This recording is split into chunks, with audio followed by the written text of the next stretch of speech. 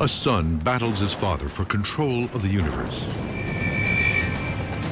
and seizes more power than any god ever had. This is the story of Zeus, Greek mythology's supreme commander. To us, it's a myth, but to the ancients, it was reality, a way to make sense of a terrifying world. Some Greeks believed Zeus was the one true god, centuries before Christ, and that nature's worst catastrophes were a sign of his wrath. This is the myth of Zeus, as it was originally told, and the surprising truth behind it.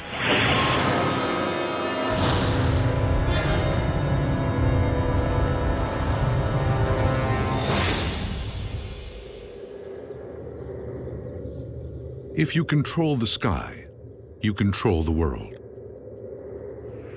In Greek mythology, that power belongs to one god, Zeus. He reigns as the enforcer of justice, the master of men and gods. Zeus was the king of the gods, but he was also responsible for dispensing justice, both to the gods and to mortals on the earth. This is something really cool about Greek mythology, because one of the things that you were supposed to do as a Greek when you worshiped the gods was simply to do what was required to keep the gods from squashing you. As commander of the skies, Zeus has the power of nature at his disposal.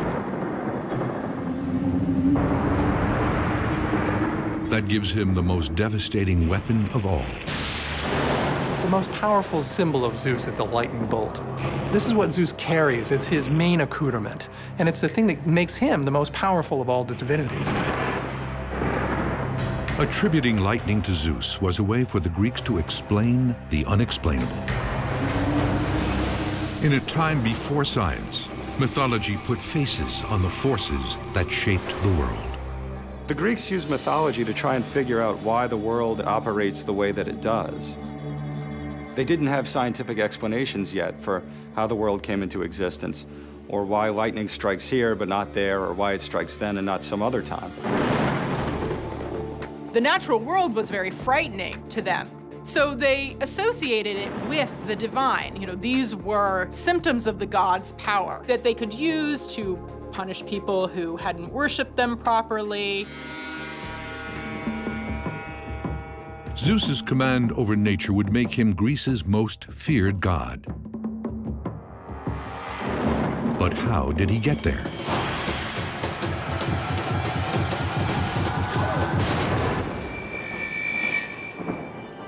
What we know of Zeus begins with the writings of the ancient Greek author Hesiod, around 700 BC. His book, called Theogony, was the ancient Greek story of creation, what the book of Genesis is to our own world.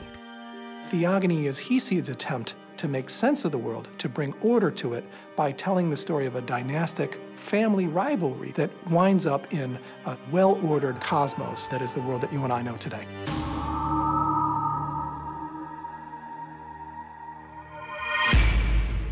In the myth, Zeus doesn't start out as the king of the gods. He rises from obscurity to challenge his father for control of the universe. And that won't be easy. His father is Kronos.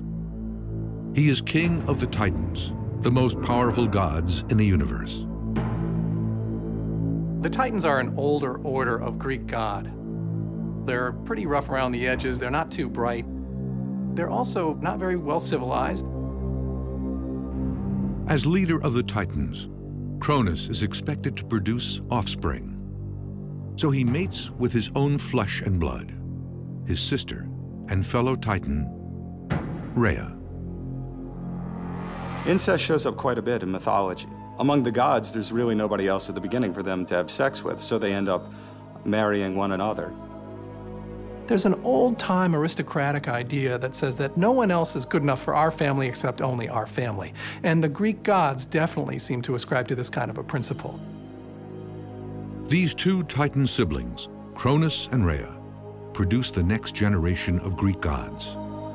Mythology's household names, the Olympians.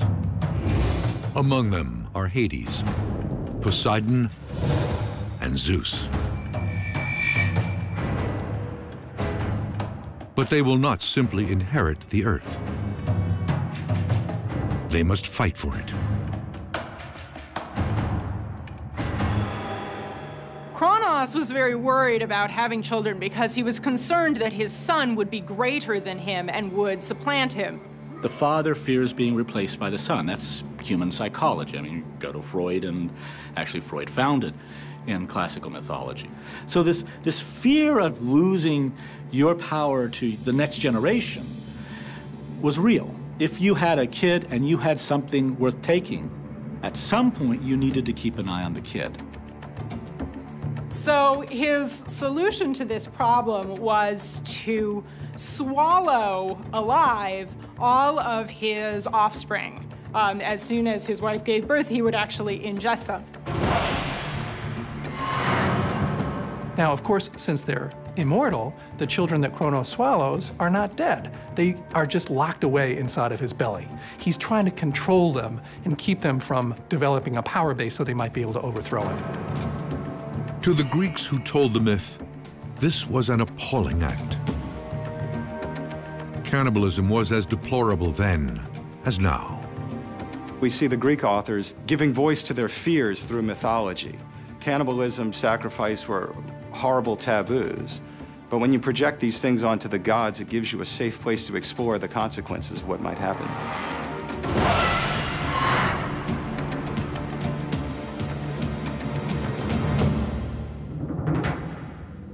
Rhea is horrified.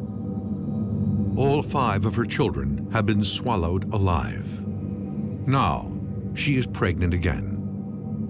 But this time, she has a plan. She sneaks away and gives birth in secret to a son, the future king of the gods,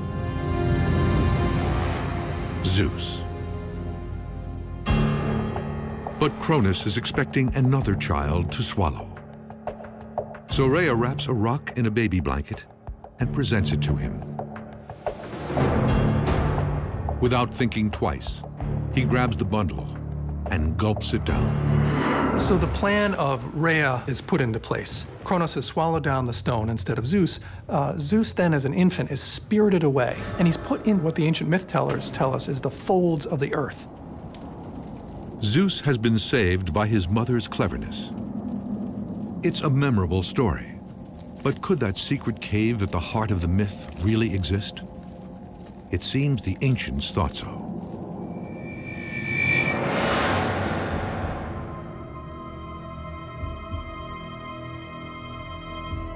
They believed Zeus had been born on the island of Crete.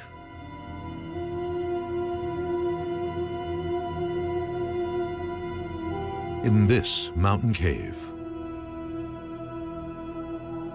The cave on the island of Crete is perhaps the most important sanctuary for the veneration of Zeus.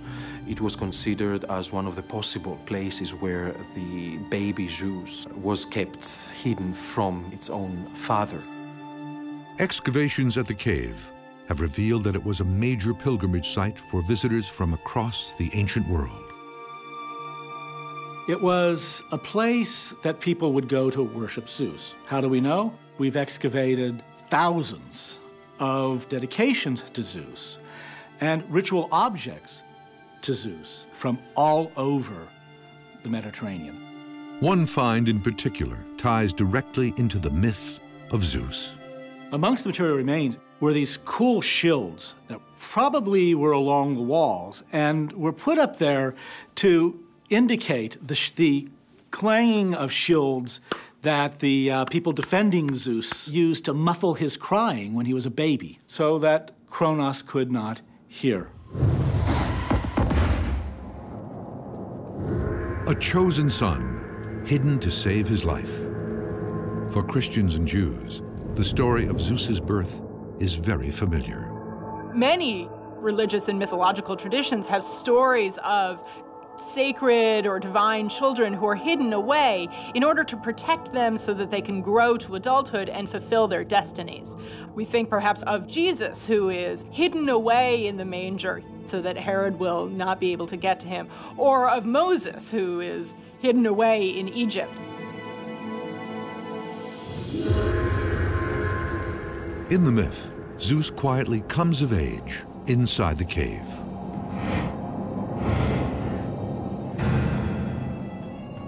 He has a kind of training period there out of the eyes of Kronos and is able to acquire his strength and develop into a man. Zeus spends his childhood preparing to fulfill his self-appointed destiny, to challenge his father and the Titans for control of the universe. Zeus has escaped the fate of his siblings, who were all swallowed alive by their father, the Titan Cronus. Inside a remote cave hideaway, he has matured into a fully formed god. Now, he is ready to begin the epic power struggle he was born to wage, to avenge his father's savagery, to liberate his 5 Olympian siblings from his father's belly, and to seize control of the world from the Titans who now rule it. The stakes for him are tremendously high. If he succeeds, he'll be master of the universe. But if he fails, he may well be the one that winds up down in Tartarus. Tartarus, the lowest level of Hades, and the ancient Greek equivalent of hell. Tartarus was the part of Hades where the damned went. The people who were bad or committed offenses against the gods on Earth would be sent to Tartarus. If Zeus fails in his attempt to seize power from Cronus and the Titans, he'll be damned to this place for all eternity. But if he wins, he'll command gods and men from his throne atop Mount Olympus.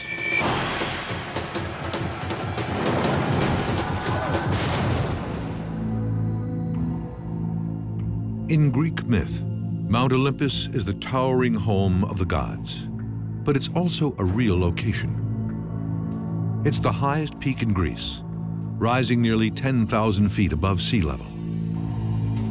And it's a natural setting for supernatural powers. The Greeks really believed that their gods actually lived physically on Mount Olympus.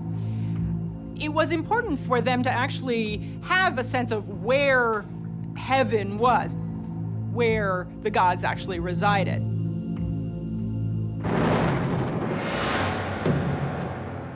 It is from his home base on Mount Olympus that Zeus engineers his rebellion against Cronus and the Titans.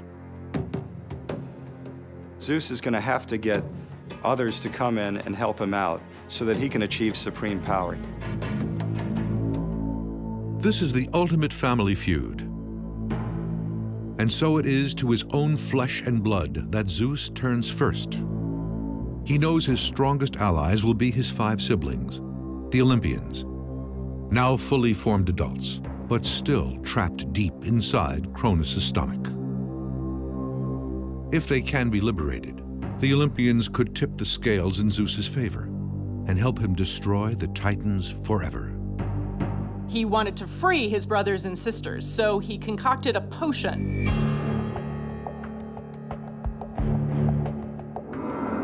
Quietly, Zeus enters Cronus' lair and slips the drug into his nightly cup of mead.